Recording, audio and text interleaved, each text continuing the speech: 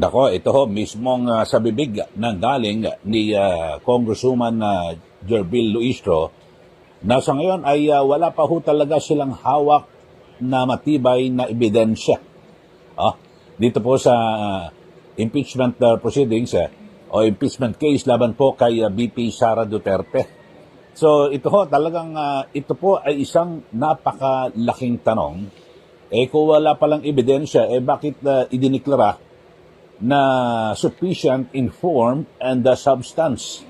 Ito hong impeachment complaint laban po kay VP Sara Duterte.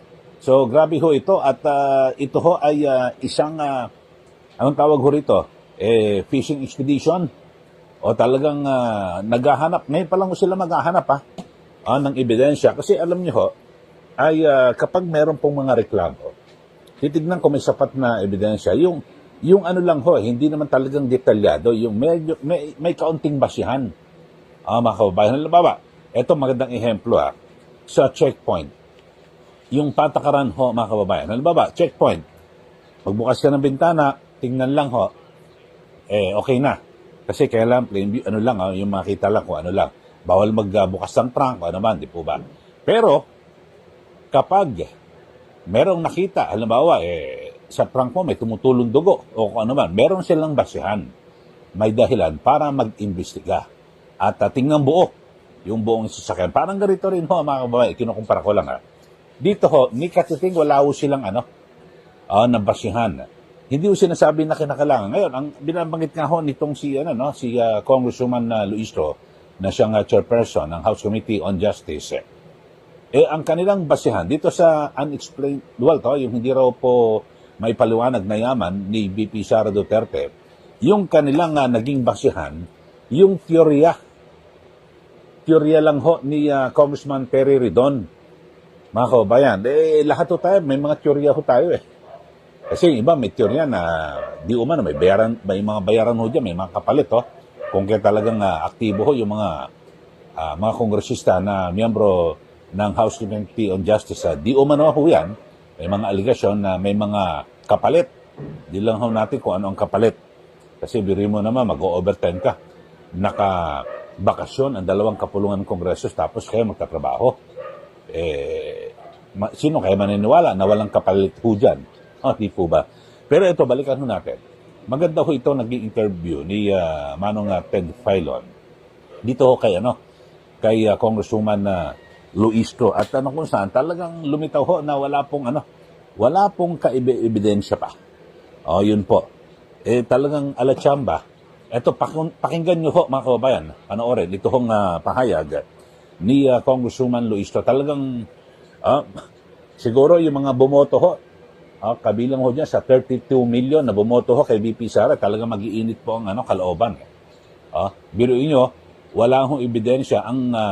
Ang pinagbasihan lang, yung teorya, theory, sa pantaha, ano ba ito? Parang ano lang ho, parang kini po ni Congressman Terry Ridon. So, kitang-kita nyo na ho, yung galawan ho rito, mga kababayan. Ramdam nyo na kasi, kung ikukumpara mo sa naging impeachment complaint, laban po kay Pangulong Marcos Jr., parang naging bulag ho sila.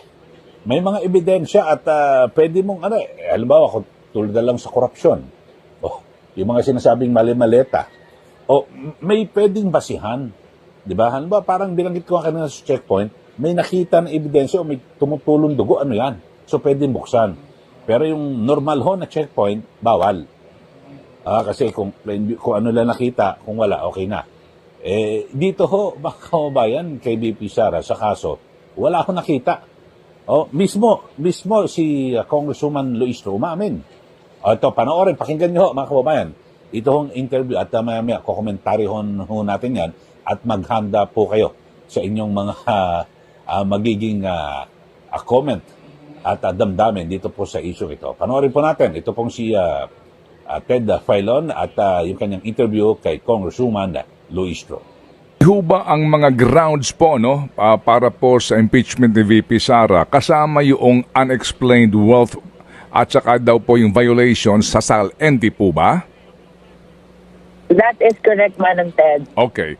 Ang claim po ng kampo ni VP Sara, no, na dito po sa aligasyon na ito, wala ngang ultimate facts. At ito nga daw po based on speculation and built on conclusion.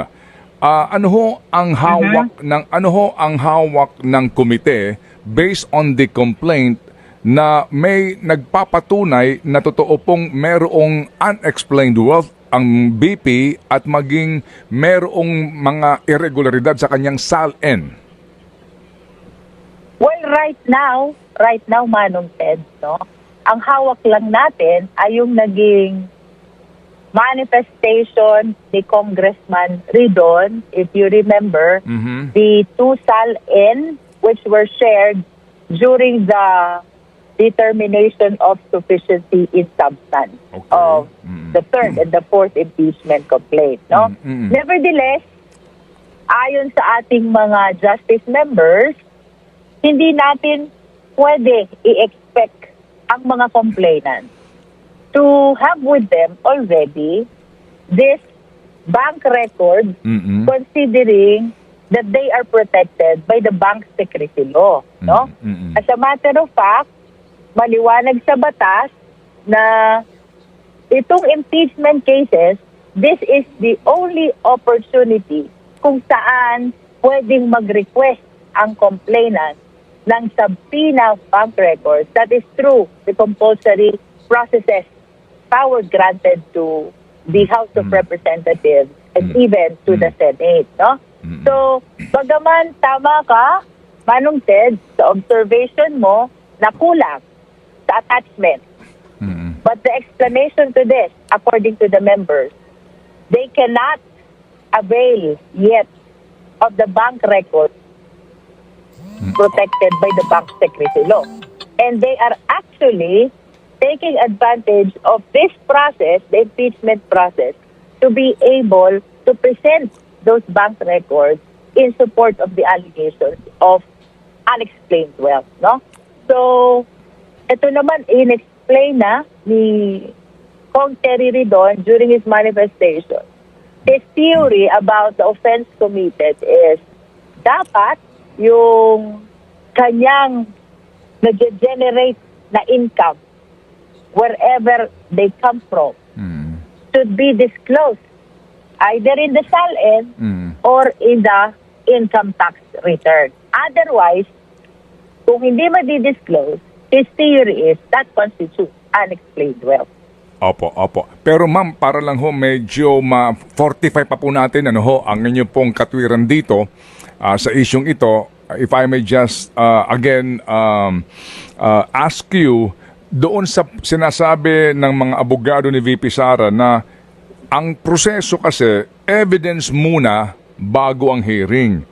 No, so lumalabas daw po na sa ngayon ang Justice Committee ay naghahanap pa lang ng ebidensya sa particular na grounds na ito na unexplained wealth at yung SALN violation. O bakit daw po kumbaga hindi man lang nagpakita ng katibayan tungkol dito at ito na agad dinesisyonan na may grounds dito po sa particular na allegation na ito. Again, ma'am, please. Let us remember, Manong Ted, no? There are 5 steps. 5 steps before the Justice Committee to complete the impeachment proceedings, no? Yung evidence na may require dito, it's just reasonable amount of evidence. It is not substantial evidence, it is not probable cause, lalo namang hinding proof beyond reasonable doubt, no? Yan po ang pahayag at yung interview. Naparod nyo naman ho, mga kababayan. Ang sabi niya, sa ngayon talagang wala pang ebidensya. Oh, pero itinuloy ho yung impeachment, mga kababayan. Pero ang sabi niya, kasi base rin po sa batas, kahit na wala pang ebidensya, nagpasya po yung mga miyembro ng House Committee on Justice. So sa kagustuhan lang pala nila na maituloy itong impeachment laban po kay VP Sara. Kasi sa aking pagkakaalam ho, mga kababayan, at kahit na itabi ho natin yung mga batas-batas na yan bilang pagrespeto sa mga bumoto sa Vice Presidente, siyempre dapat ipapa-impeach mo yan. Ano ang basihan? Dapat may ebidensya. Hindi ang basihan dahil sa kagustuhan ng mga miyembro ng House Committee on Justice. Maliwanag po, napanood nyo naman mga kababayan, di ba? Sabi ho ni Congresswoman Luistro na, nagpasya yung miyembro ng komite na may sapat na basihan, no? At ang sabi, meron daw sufficient in form and substance.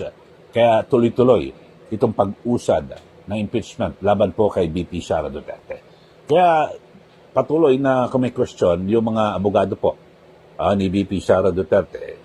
Sabi nga ho ni ni Attorney Michael Powa at isa po sa mga abogado at tumatayong spokesman sa yung team ho ng mga abogado ni VP Sara. Yun nga hindi ho nila kasi may sinasabi nga sui generis yung kakaiba ho itong impeachment na ito, no? Pero ang dapat ho na ginagawa naayon pa rin sa batas. Hindi pa pwede na, 'di ba? May mga rules ho ito na sinusunod. So hindi pa pwede na basta't may akusasyon, yun lang muna unahin tapos saka ng ebidensya.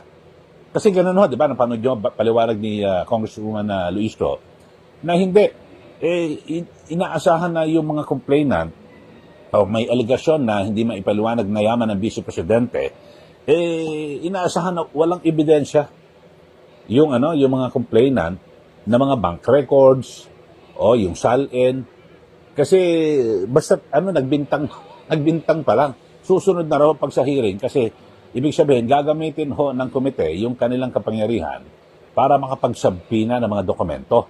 So birin nyo, wala hong dahilan, wala hong ebidensya, basta magsasabina. So mag-aalatsamba ho sila rito mga kababayan. Anong klaseng katarungan ho ito?